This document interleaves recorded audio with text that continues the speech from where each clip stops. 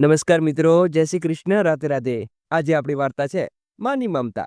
શ્રાવણની ઝરઝમ વર્ષાની વચ્ચે ગામની હવામાં ભીની માટીની સુગંધ ફેલાઈ રહી હતી. ગોમતીજી પોતાના પૂર્વજોના બનાવેલા જૂના ઘરમાં ઓટલા ઉપર લાકડાની ચોરી ઉપર બેઠા હતા. તેમની નિઃશેષ આંખો ગામની બહાર રસ્તા ઉપર ટકેલી હતી. તેઓ વિચારી રહ્યા હતા કે પોસ્ટમેન આવતો હશે. આજે મહિનાની 10મી તારીખ હતી. પૂરા 10 દિવસ વીતી ચૂક્યા હતા, પણ તેમના દીકરા ધીરજનો મની ઓર્ડર હજુ આવ્યો ન હતો. તેમના જીવનમાં અત્યાર સુધી આવું ક્યારેય બન્યું ન હતું. ધીરજ તેમનો લાડો દીકરો શહેરમાં રહેતો હતો, જ્યારે ગોમતીજી ગામમાં રહેતા હતા. પરંતુ શહેરની ચમકદાર વચ્ચે રહેવા છતાં તે પોતાની મૂળિયાની સાથે જોડાયેલો હતો. ધીરજ તેની માને પણ પોતાની સાથે શહેરમાં લઈ જવા માંગતો હતો, પણ ગોમતીજી જાણતા હતા કે તેમની વહુ દિવ્યા તેમને ખાસ પસંદ કરતી નથી.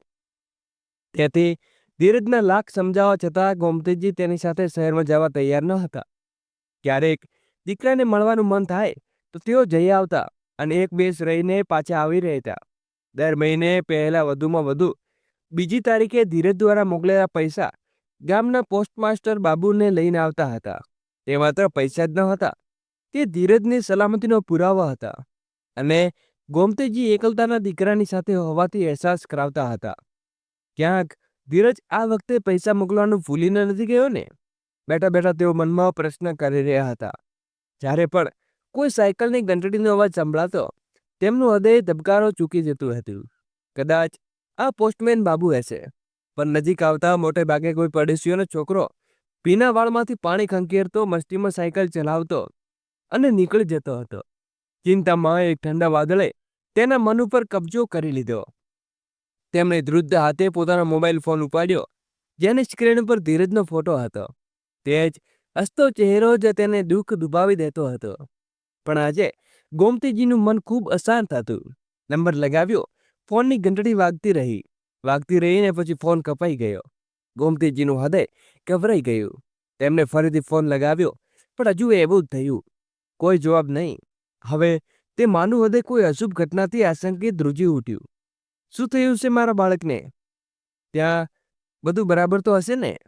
તે બરબડ્યો અને કલાકો પછી જ્યારે સાંજ પડવા લાગી, તેમણે ફરી એકવાર હિંમત કરીને ફોન લગાવ્યો. આ વખતે ધીરજે ફોન ઉપાડ્યો. હેલો માં. ધીરજનો થાકેલો અને નિસ્તેજ અવાજ આવ્યો. તે અવાજમાં રોજની ચમક ન હતી. ધીરજ બેટા, તું ઠીક તો છે ને? ફોન કેમ નથી ઉપાડતો? ગોમતીજીના અવાજમાં ચિંતા છલકાઈ ગઈ હતી. હા માં, હું એકદમ ઠીક છું. હું બસ એક જરૂરી કામમાં ફસાયેલો હતો. ધીરજે વાત ટાળવાની કોશિશ કરી. પૈસા બસ 1-2 દિવસમાં મોકલો છો. કંઈક એવું કામ કરી ગયું છે કે મોકલી શક્યો નહીં. તેના અવાજમાં એક અજીબ ગભરાટ હતી, જાણે તે કંઈક છુપાવી રહ્યો હોય. આ પહેલા તે ગોમતીજી કંઈ વધુ પૂછી શકે તેણે કહ્યું, સારું માં, હમણાં રાખો છો, પછી વાત કરું છું, અને ફોન મૂકી દીધો. 1-2 દિવસનું વચન 5 દિવસમાં બદલાઈ ગયું અને પછી અઠવાડિયાના પૈસા આવ્યા જ નહીં. ગોમતીજી જ્યારે પણ ફોન કરતા, ધીરજ કાં તો ફોન ઉપાડતો ન હતો અથવા પછી એ જ ટાળમળાવનો જવાબ આપતો હતો. હવે ગોમતીજીને ખાતરી થઈ ગઈ હતી કે એક વાત માત્ર પૈસાની નથી. તેમનો દીકરો કોઈ મુસીબતમાં કે પરેશાનીમાં તેની માની અંતરાત્મા વધુ સમજી રહી હતી. તે મને કહેશે નહીં જેથી હું પરેશાન ન થઉં, પણ હું તેની માં છું. અવાજ સાંભળતા જ સમજી જાઉં છું કે મારો દીકરો ખુશ છે કે ઉદાસ. હું આ હાથ ઉપર હાથ રાખીને બેસી ન શકું. તેમણે નિર્ણય કર્યો અને બીજા દિવસે પહેલી બસ પકડીને શહેરમાં જશે. બીજા દિવસે શહેરની એક ઊંચી ઇમારતના બીજા માળે આવેલા ફ્લેટમાં સવારમાં જાણે તે શાંતિના ઘર કબજો કરી લીધો હતો. ધીરજ સોફા ઉપર માથું પકડીને બેઠો હતો અને તેની 6 મહિનાની ગર્ભવતી પત્ની દિવ્યા તેની સામે ઊભી હતી. રૂમમાં તણાવ હવામાં ભળી ગયો હતો. હવે શું થશે ધીરજ? ડોક્ટરની આગામી વિઝિટને પૈસા પણ નથી અને મારી દવાઓ પણ પૂરી થવા આવી છે. ઘરમાં રાશન પણ 2-4 દિવસનું છે. દિવ્યાના અવાજમાં કંટાળો અને ડર મિશ્ર ભાવ હતો. દોસ્તો, આગળ વિડીયો શરૂ કરીએ એની પહેલા વિડીયોને લાઈક કરી અમારી નાનકડી ચેનલને સબસ્ક્રાઇબ કરવાનું ભૂલશો નહીં. ધીરજે લાચારેથી તેની માં સામે જોયું. હું શું કરું દિવ્યા? એક ઝટકામાં નોકરી જતી રહી. નવી નોકરી માટે દિવસ રાત ભટકી રહ્યો છું, પણ ક્યાંય વાત બની રહી નથી. મને સૌને વધુ ચિંતા માની છે ગામમાં એ કેવી રીતે ગુજરાન ચલાવતી હશે. દિવ્યાએ મોં બગાડ્યું. ઓહો, તમે પણ ને દરેક વાતમાં મા આંગણે ગામમાં રહે છે તે કયા ખર્ચા છે એમના? શહેરમાં નથી કે દરેક પગલે પૈસા લાગે. અને જેટલા પૈસા તને દર મહિને મોકલો છો, મને ખાતરી છે કે તેમાંથી અડધા પણ ખર્ચ કરતા નહીં હોય. મારે એવા પૈસા ભેગા કરીને બેઠા હશે. અને તમે એ વિચારો, આપણું શું થશે? આવનારા બાળકનું શું થશે? ધીરજને દિવ્યાની વાતો ખૂંચી રહી હતી, પણ તે જાણતો હતો કે તેનો ડર પણ યોગ્ય છે. હું કોશિશ કરી રહ્યો છું, પણ દિવ્યા, મિત્રો પાસેથી ઉધાર માંગતા શરમ આવે છે. પણ કંઈક તો કરવું પડશે ને. જ્યાં સુધી નોકરી ન મળે આપણે કોઈક રીતે તેની વાત અધૂરી રહી ગઈ છે. દરવાજાની ઘંટી વાગી. આ સમયે કોણ હશે? દિવ્યા બરબડતી દરવાજા તરફ ગઈ. તેણે દરવાજો ખોલ્યો અને સામે પોતાની સાસુનો એક નાનો થેલો લઈને ઊભી જોઈને આશ્ચર્યચકિત થઈ ગઈ. તેના મોઢામાંથી માત્ર એટલું જ નીકળ્યું, માજી, તમે? દિવ્યાનો અવાજ આશ્ચર્યજનક વાતથી ધીરજ પણ બહાર આવ્યો. પોતાની માને આમ અચાનક સામે જોઈને પણ સ્તબ્ધ થઈ ગયો. તેના ચહેરાનો રંગ ઉડી ગયો. તે મા સાથે નજર મિલાવી શકતો ન હતો. ગોમતીજી તે બંનેની ચહેરા ઉપર તરતા આશ્ચર્યને વાંચી લીધું. તેમણે પરિસ્થિતિ સરળ બનાવવાનો પ્રયાસ કર્યો. હસીને કહ્યું, શું વાત છે?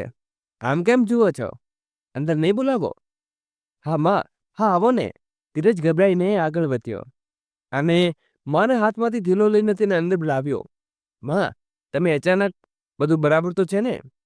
પહેલા ફોન કરી દેતા ધીરજે ફોન સોફા ઉપર બેસાડતા કહ્યું. ગોમતીજીએ તેના ચહેરાને ધ્યાનથી જોયો. તેની આંખો નીચે કાળા કુંડળા અને ચહેરા ઉપર ચિંતાઓ રેખાઓ વધુ એક પળમાં વાંચી લીધું. ત્યારે અવાજ કહી રહ્યો હતો કે ઠીક નથી. એક દીકરો તેની માને કંઈ છુપાવી શકે, પણ માની આંખો બધું જોઈ લે છે. તે મને જણાવવાની જરૂર ન સમજી, એટલે હું પોતે જ ચાલી આવી. હવે કહે, શું વાત છે?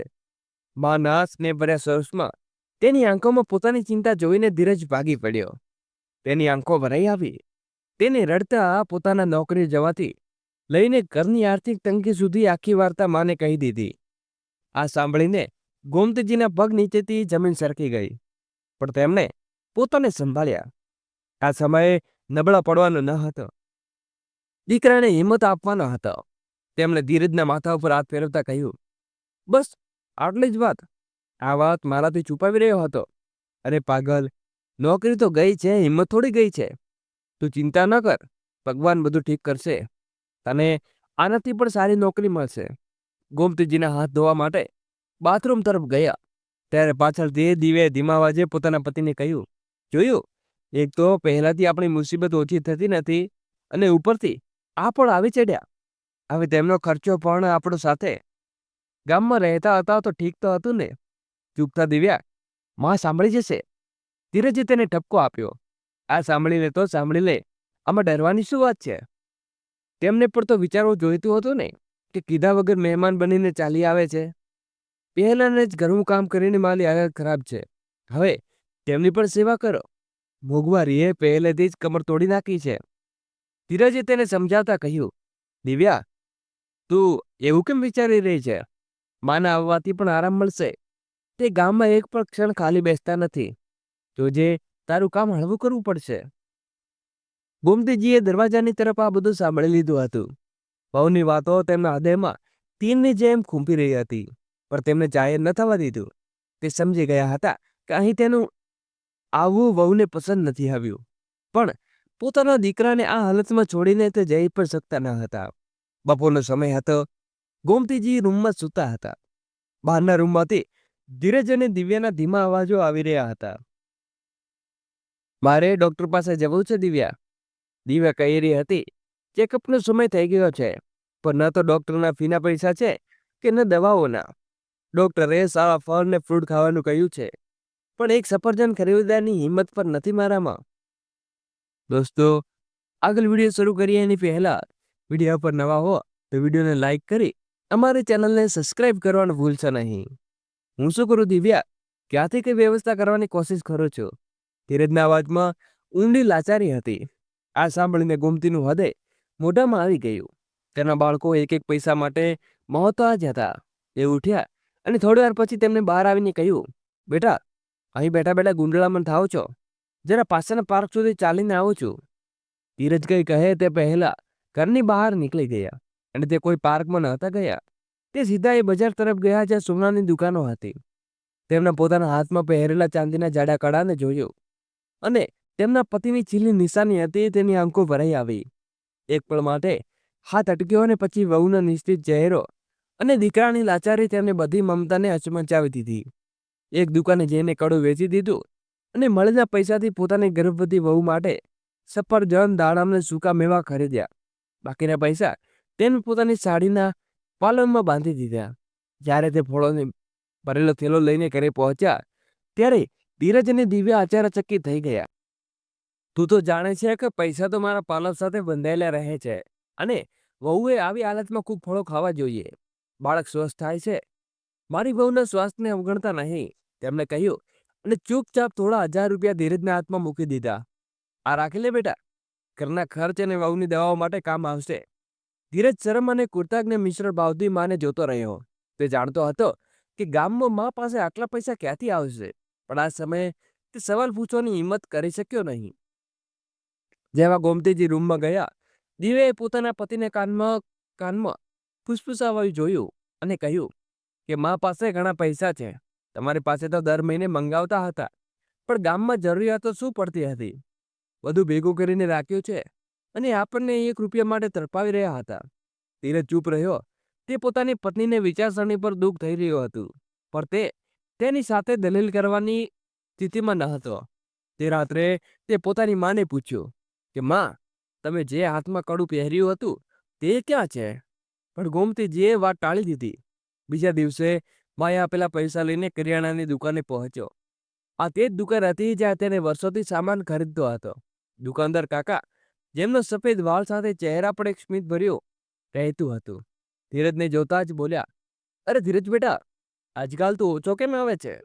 પહેલા તો મહિને સારું એવું રાશન લઈ જતો હતો, હવે તો બસ થોડી ઘણી વસ્તુઓ લેવા આવે છે. ક્યાંક બીજેથી ખરીદવાનું શરૂ કર્યું શું? ધીરજે હળવું નિસ્તેજ હસી પડ્યો. ના કાકા, તમને છોડીને અમે ક્યાં જઈએ? બસ તકલીફ કંઈક એવી આવી પડી કે જેનું મન થાય એટલો સામાન લઈ શકતો નથી. દુકાનદારે કપાળ ઉપર કરચલી પાડીને પૂછ્યું, શું થયું બેટા, ઘરમાં બધું ઠીક તો છે ને? ત્યારે ધીરજે નિરાશો નાખીને સાચું કહી દીધું. શું કહું કાકા, અચાનક નોકરી જતી રહી, નવી નોકરી પણ નથી મળી રહી અને ઘરનો ખર્ચ જે પત્નીને સમયાંતરે હોસ્પિટલે લઈ જવો પડે છે.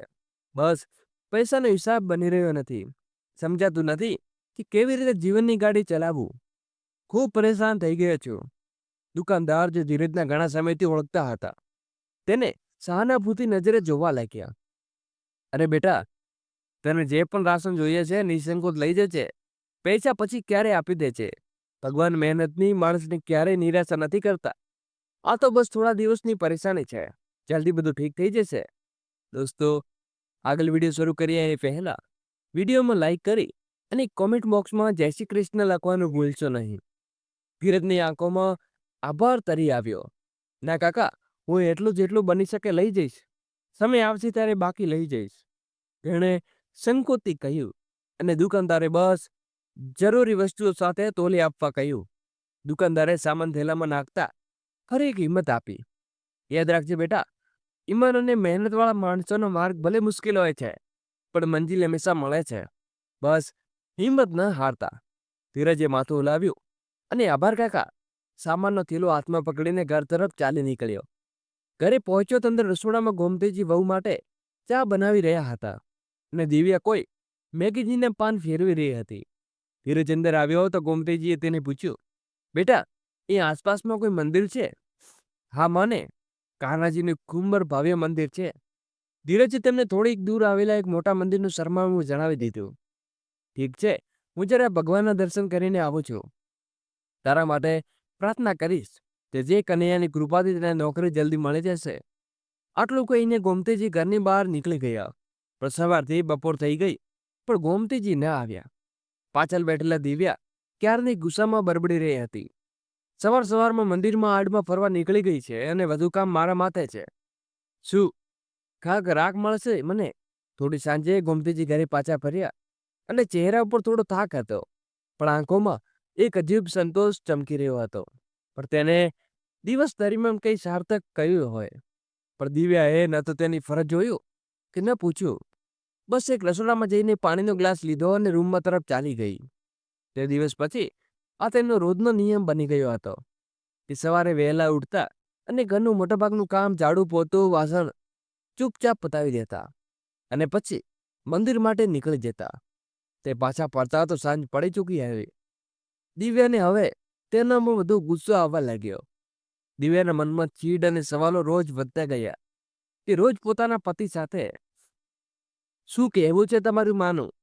સવારે વહેલા નીકળી જાય છે અને મંદિરમાં બેસવા જતી ઘરનું કોઈ કામ કરવું પડે અને આખો દિવસ ત્યાં વિતાવીને સાંજે પાછા આવે છે. કોઈ આટલી વાર મંદિરમાં ભજન કરે છે શું? સહેલીઓ બની ગઈ હશે તો જેમની સાથે બેસીને આખો દિવસ ગપ્પા મારતા હશે. તમે તો કહેતા હતા કે તમારી માં આવી જશે તો મને આરામ મળશે. અહીં તો મારું કામ વધી ગયું છે અને એક તો તેમના ખર્ચા ઉપરથી રોજનું તમાશો. ધીરજ પોતાનો માનો પક્ષ લેતા દિવ્યા, તને જે મંદિર જેવું પસંદ છે એમાં શું વાંધો છે? તેમને પોતાની ઉંમરની સ્ત્રીઓ સાથે સમય વિતાવશો હશે તો મને લાગેલું હશે કે એમને કામની રહી છે. આજકાલ તે પણ મારી પાસે કોઈ કામ નથી. હું તને મદદ કરી દઉં છું. પણ દિવ્યાનું મોં બનેલું રહેતું. દિવસો વીતતા જઈ રહ્યા હતા. ધીરજ રોજ ઇન્ટરવ્યૂ જતો, પણ દરેક જગ્યાએથી નિરાશા જ લાગતી હતી. ઘરમાં હજુ પણ તંગી હતી, પણ ગોમતીજી દર થોડા દિવસે ધીરજને થોડા પૈસા આપી દેતા. આ કહીને તેમની પાસે આ પૈસા પડ્યા છે. તે પૈસા ધીરજ તેમની મા પાસે ગામમાં મોકલતો હતો. તેમાંથી બચાવીને રાખ્યા હતા. પછી એક દિવસ ભગવાને તેમની સાંભળી લીધી ને ધીરજ એક ખૂબ મોટી કંપનીમાં ઇન્ટરવ્યૂ આપીને પાછો ફર્યો. આ વખતે તેના ચહેરા ઉપર ચહેરો ખીલી ઉઠ્યો હતો. ઇન્ટરવ્યૂ ખૂબ સારું ગયો હતો. ધીરજની પેનલમાં બધા સભ્યોને ધીરજ આત્મવિશ્વાસ અને યોગ્યતાને ખૂબ પ્રભાવિત થયા હતા. 2 કલાકમાં જ કંપનીના ફોન પર આવી ગયો. તેને નોકરી મળી ગઈ હતી. પહેલા કરતાં પણ સારા પદ ઉપર ને વધુ પગાર ઉપર. તે ઝડપથી પાછો આવ્યો અને હાથમાં મીઠાઈનો ડબ્બો અને દિવ્યા, મને નોકરી મળી ગઈ છે. તેને ખુશીને કોઈ પાર ન હતો. કોઈ પાર ન હતો. આ સાંભળીને દિવ્યા પણ અંદરથી ચીસ પાડી ઉઠી. સાચું, અભિનંદન, ભગવાને આપણે સાંભળી લીધી. આમ કહીને દિવ્યા ખુશીથી ધીરજને ગળે વળગી પડી. ધીરજની નજર માને શોધી રહી હતી. માં ક્યાં છે? દિવ્યાએ બેદરકારીથી કહ્યું. ક્યાં હશે? પોતાના મંદિરમાં. તમારી માં તો સવારમાં નીકળી જાય છે અને આખો દિવસ હું જ ઘરમાં સાચવી રાખું છું. સારું છોડો, હવે તમારી ક્યારે નોકરી ગઈ છે તો સૌથી પહેલા મારા માટે એક સારી કામવાળી બાઈની વ્યવસ્થા કરો. મારી હાલત તો જુઓ. હવે મારાથી વધુ કામ નથી. જેવો મારો હુકમ આકા. ધીરજે મજાકમાં સૂરમાં કહ્યું. આજે જ તમારા માટે બાઈની વ્યવસ્થા કરી લેવું છે. હવે મારા પતિ કમાય છે અને કોઈ તકલીફ નહીં થાય. બસ સારું, તો એક પછી કામ કરો. દિવ્યા બોલી. ઘરમાં રાશન બિલકુલ નથી પડ્યું.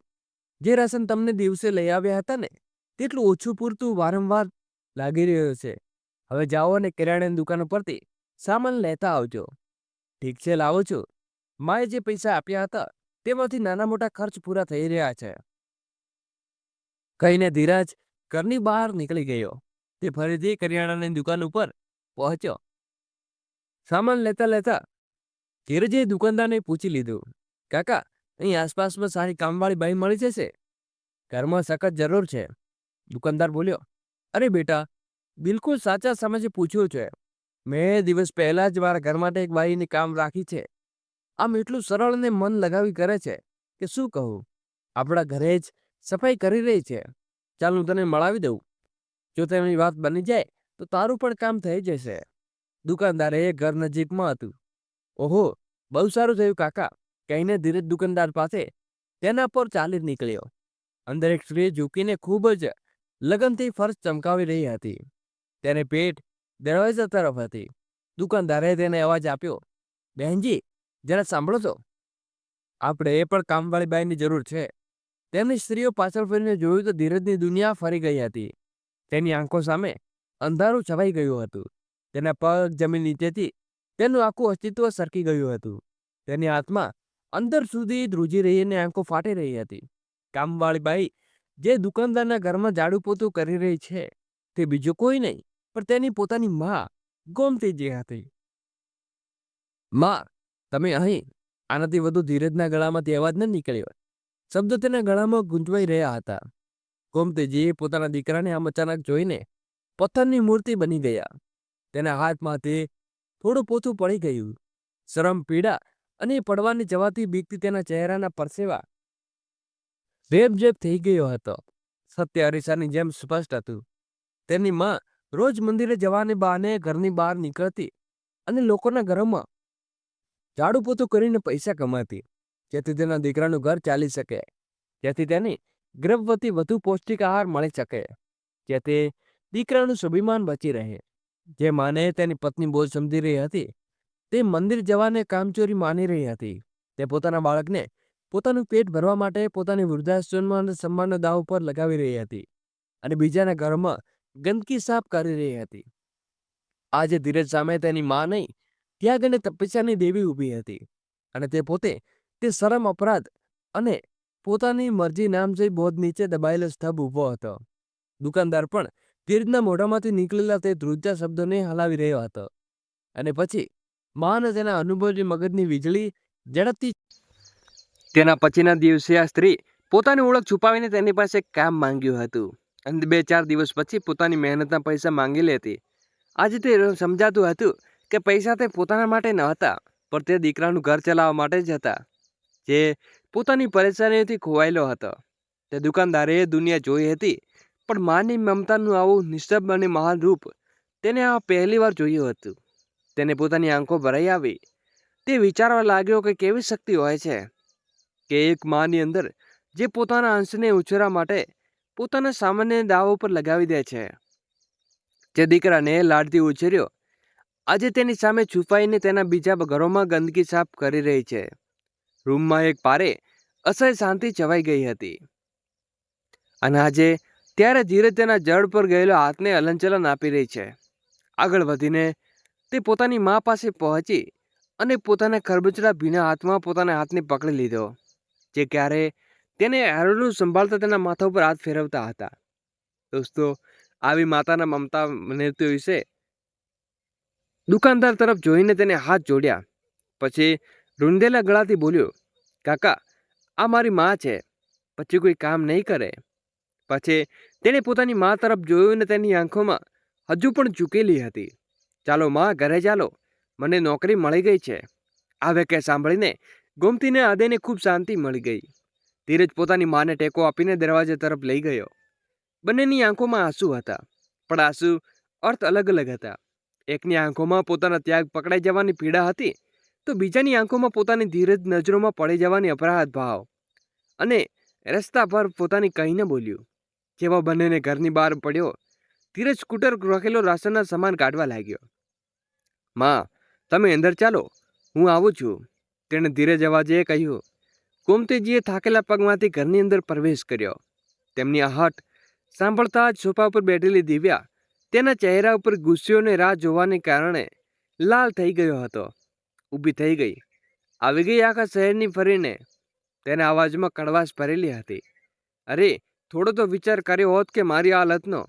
અહીં હું આવી હાલતમાં પણ ઘરની બહાર કામ કરી રહી છું અને તમે કહો કે સવારે જતા હવા ખાવા નીકળી જાઓ છો.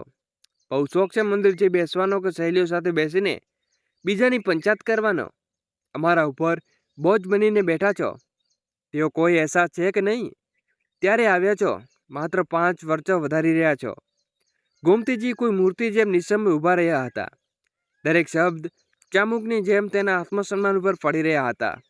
દિવ્યા, મેણા હજુ પૂરા ન હતા. શું કરી રહ્યા છો? સત્વ કડવું લાગી રહ્યું છે શું? અરે, તમારા જેવી સ્ત્રીઓ બસ. દિવ્યા. દરવાજા પર ઉભી રહ્યા ધીરજનો અવાજ કોઈ સિંહની ગર્જનાથી જેમ ગુંજી ઉઠ્યો.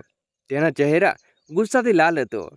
દિવ્યાને ગોમતી બંને ચોંકીને તેની તરફ જોયું અને આ પહેલા તે દિવ્યા કંઈ સમજી શકે તો ધીરજ ઝડપથી આગળ વધ્યો અને એક જોરદાર થપ્પડ તેના ગાલ ઉપર મારી દીધી. રૂમમાં પળ માટે જેવો એક શાંતિ છવાઈ ગઈ હતી. દિવ્યા સ્તબ્ધ થઈને પોતાના ગાલ પકડીને તેની તરફ જોઈ રહી હતી. તેની આંખોમાં અવિશ્વાસ અને અપમાનનું વધુ ધીરજ અવાજ ધ્રુજી રહ્યો હતો, પણ દરેક શબ્દ સ્પષ્ટ હતો. બોજ, તું તારી માને બોજ કહી રહી છે? તને અંદાજ પણ છે કે માને તું મેણા મારી રહી છે તે મારા માટે થનારા બાળક માટે શું કરી રહી છે? તેણે પોતાની માના ફાટેલા ખરબચડા હાથો ઈશારો કર્યો. આ હાથ આ મંદિરમાં ઘંટડી વગાડવા નહોતા જતા દિવ્યા. આ લોકોના ઘરમાં ઝાડુ પોતું ફરતા હતા, જેથી તારી દવાઓ આપી શકે, જેથી તારા મોઢામાં પૌષ્ટિક આહારનો કોળિયો લઈ શકે. ધીરજનો અવાજ હવે વધુ ઊંચો થયો. તેને ચાંદીનું કડું પિતાની છેલ્લી નિશાની હતી તે વેચીને મા માટે ફળ લાવી રહી હતી. તે મંદિરે તું કામથી બચાવનું બહારું સમજી રહી હતી તે તેની ઇજ્જતની ઢાલ હતી, જેથી તેનો દીકરો પોતાની માની નજરોમાં ન પડી જાય. એક એક શબ્દ દિવ્યાના તીરની જેમ ઉતરી રહ્યો હતો. તેનો ચહેરો સફેદ પડી ગયો. તે દલથડીને પાછળ હટી અને સોફા ઉપર દમ દઈને બેસી ગઈ. તેની નજર ગોમતીજીના ધૂળ ભરેલા પગ અને તેમની થાકેલી આંખો પર ટકી હતી.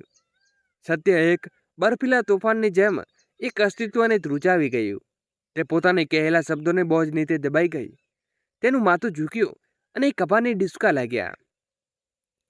દોસ્તો, સોરી માજી કહેતા તે ધ્રુસકે રડી પડી. ગોમતીજી આ બધું જોઈને એક પળ માટે અટક્યા. પછી ધીમે ધીમે પોતાની વહુ પાસે ગયા. ધીરજે તેમને રોકવાનો પ્રયાસ કર્યો, પણ તેમને ઈશારાથી ના પાડી. તેમણે દિવ્યાના માથા પર હાથ મૂક્યો. તેના અવાજમાં કોઈ ફરિયાદ ન હતી, બસ એક માની મમતા અનંત સાગર હતો. પાગલ માની પાસે કોઈ માફી માંગે? મા તો મા હોય છે. પોતાના બાળકની ઢાલ બનવા માટે જ્યારે બાળક આંચ આવે છે તો પોતાની મા આગળ કરી દે છે. આમાં કોઈ અહેસાસ નથી. આ તો મારો ધર્મ છે બેટા.